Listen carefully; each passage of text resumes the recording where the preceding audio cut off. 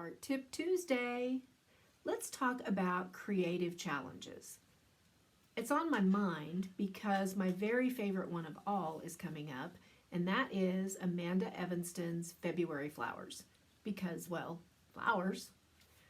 I thought we'd talk a little bit about creative challenges today, what they are, why you might want to do them, and some tips for success. I have done several of them through the years. Some have been, I shouldn't say they weren't successful. Let's put it this way. Some I have completed and some I have not. Even when I don't complete them, I still wouldn't say that they're not successful because you still gain something from doing them. I have several things I want to cover, so I made some notes so I won't forget. So you may see me looking at those. Let's start with what is a creative challenge? Well, it's an opportunity to create something, usually for a period of time like 30 days, 60 days, 100 days. That depends on whoever sets it up can determine that. And usually it's a daily challenge. You do something every day during that period of time. Sometimes they'll give you prompts that you can create from, which you can follow or not follow. You're not obligated to follow the prompts. Personally, I'm not a big follow the prompt kind of person. When it comes to my creating, I like to do what I want to do. I don't really like to be told what to do. Big surprise. So following the prompts is up to you. It can be a way to get you started if you don't know what to do. And some people like that structure. So that is entirely up to you. After you create something each day, then you share it on social media with a hashtag that is created specifically for that challenge. And the nice thing about the hashtags is you can follow those hashtags and you can see what everyone else creates. A few examples of challenges,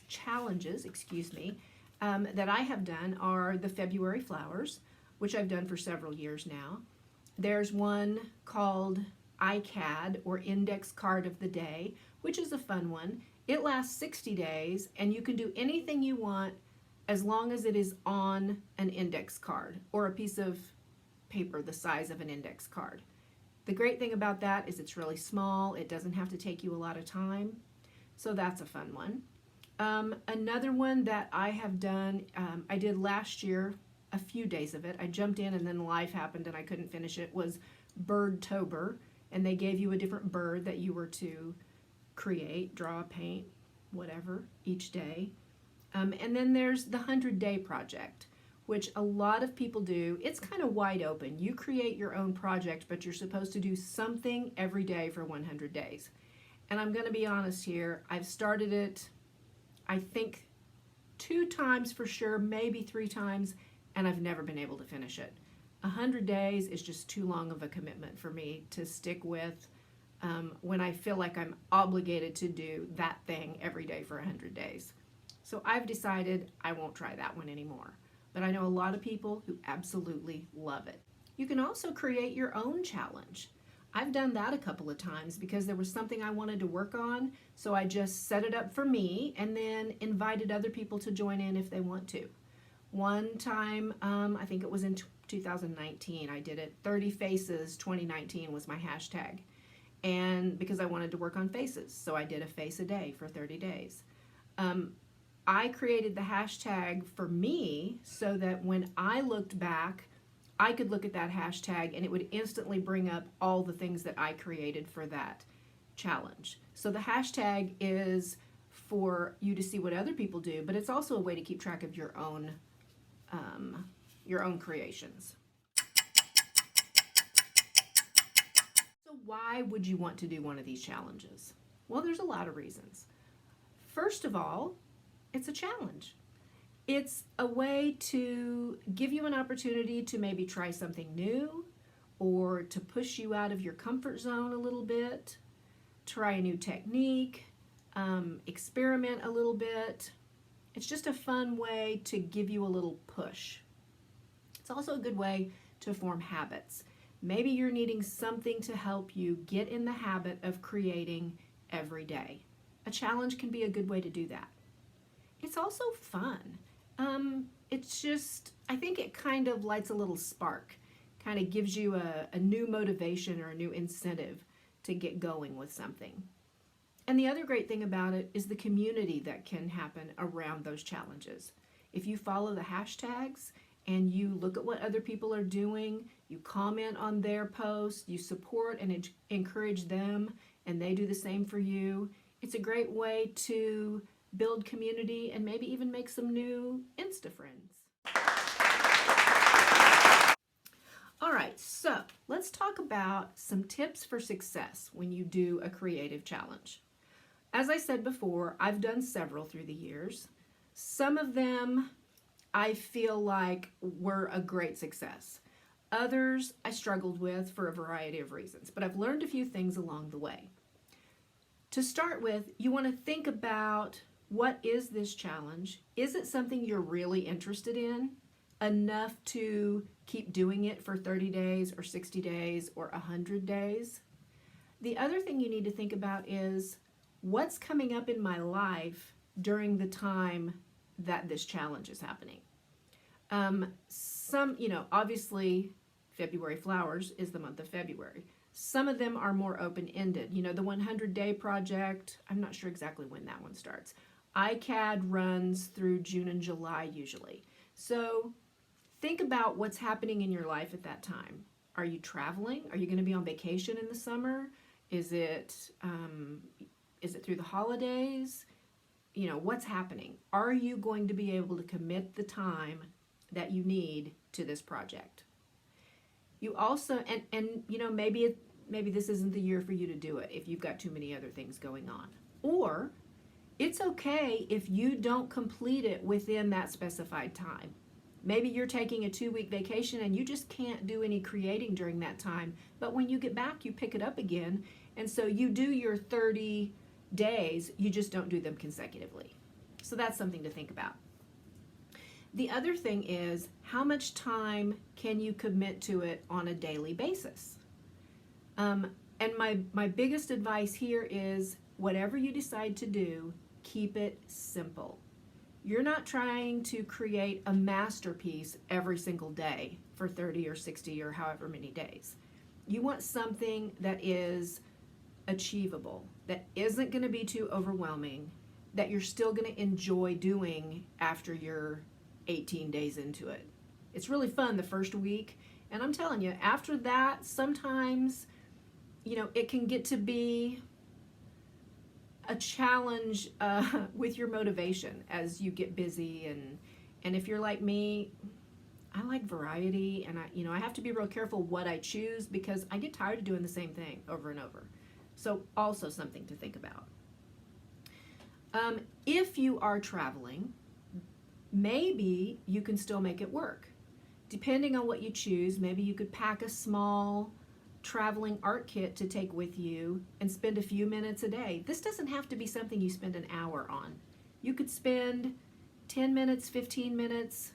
You get to design how they work for you. So it could be something you can still do while you're traveling. You need to know how you like to create and know your limitations. For example, I have learned that 100 days of anything is too much for me. So that's not a challenge that I'm going to attempt again. You need to think about that when you design your project and set up your parameters, which we'll talk about more in just a minute. The other thing you need to think about is, and this will help you decide how you want to set it up, what are you going to do with these things that you create when you're finished? If you're working on learning a new skill, and it's something you're not very confident with, or frankly not going to be very good at in the beginning, maybe you just want to put it in a sketchbook. If you're going to do this, think about, if you're going to do these, whatever it is, on canvases, do you want to have 30 canvases laying around at the end of the time? Or are you a selling artist, and maybe that is your goal, is to create 30 things that you can sell? Things to think about. The first time that I started the 100-day project, I wanted to do watercolor. I don't have a lot of experience with it. I'm still not very good at it, was really not very good at it then. So I just used a little sketchbook like this, watercolor paper, and I put it all in there. It's all together. I can look back at it if I want to. I don't have a bunch of loose papers that I had to deal with, so it's all contained. And I knew that that was not something I was probably ever going to want to take out of that sketchbook. Then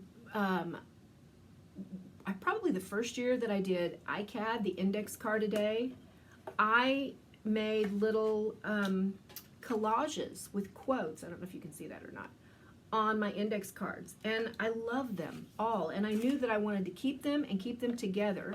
So I had this little tin box. Let's get it where you can see it. And so I decorated the box, and I keep them all in there, and it's really fun to pull them out and look at them sometime. Last year I did ICAD, and I decided I wanted to do faces. I didn't want to follow the prompt. I wanted to do a little face a day. So I just got a spiral bound index card book, and so they're just in there. So I can pull them out and look at them if I want to. I did not get through all 60 days. I got through most of it, but I still pull this out and put work in it occasionally. And it's fun having them all together in one place. So that's something to think about. For February flowers, last year and this year, I decided that I would do all of those on 5x7 paper, and then I'm selling those on my website, the 28-day, the hashtag is 28 February flowers. So I'm selling each of those 5x7s for $28, a little plug there. But, so I'm doing those on 5x7 paper. So my point here is think about what you want to do with the products of these challenges, and that will help you determine your surfaces your surfaces that you're going to create on. All right, I mentioned keep it simple. Okay, you don't want it to be huge. You don't want it to be overwhelming. Smaller is better, because you want something that you can complete in a day. You know, don't expect, especially if you're just beginning. I mean, maybe if you're a seasoned artist and you paint big paintings and you paint really fast, okay, but you don't want to try to complete a 16 by 20 painting in a day, every day. Unless that's all you have to do, then that's not practical. It's not doable, and it's just going to cause you stress. So think small. Small projects that you can complete in a short amount of time. That's going to keep you from getting frustrated and burning out on it. All right, so once you make your decisions, then it's time to do some planning. Your size, your surface, parameters, okay? Are you going to follow the prompts? Are you going to, what is your medium? Are you going to paint? Are you going to draw? Are you going to collage? Are you going to make something out of clay? Whatever your medium is, make a decision that this is what I'm going to do. A lot of people for the 100-day project, they might just say, I'm going to create something every day. Okay, so those are your parameters. You decide how you want to set it up. Am I only going to paint flowers? Am I only going to paint faces? Am I painting whatever I want, but I'm painting in a limited palette with these colors? You decide. So set up your parameters. And then if you're going to follow the prompts, or if you're going to do your own thing, or a mixture of both, which with February flowers, I do a mixture of both. If the prompt appeals to me, I might follow it, but for a lot of the month, I will just be painting flowers. Schedule time for this in your day. Figure out when is a good time. If you are working full-time and you want to get up early in the morning and devote 30 minutes to this, then make up your mind, that's my plan, that's what I'm going to do. If you've got children, you're going to do it when the kids get in bed at night, that's what you're going to do. But the problem with not thinking about that is that it's really easy to think, oh, I'll get to that later, I'll do that later this afternoon, and then you don't get to it. So if you make a plan for when you're going to do it each day, that helps you get it done. Get your prep done before you start, if possible, before the first day of the challenge, okay? For the February flowers, I'm going to be painting on 5x7 pieces of mixed media paper. I will have those all cut and ready to go before the 1st of February. If you need to gesso whatever your surface is, if you need to prep your surfaces in any way, just make sure that you get as much done as you can ahead of time so that when it comes time to create and you've only got, say, 30 minutes, you can sit down and start creating. You don't have to worry about prepping.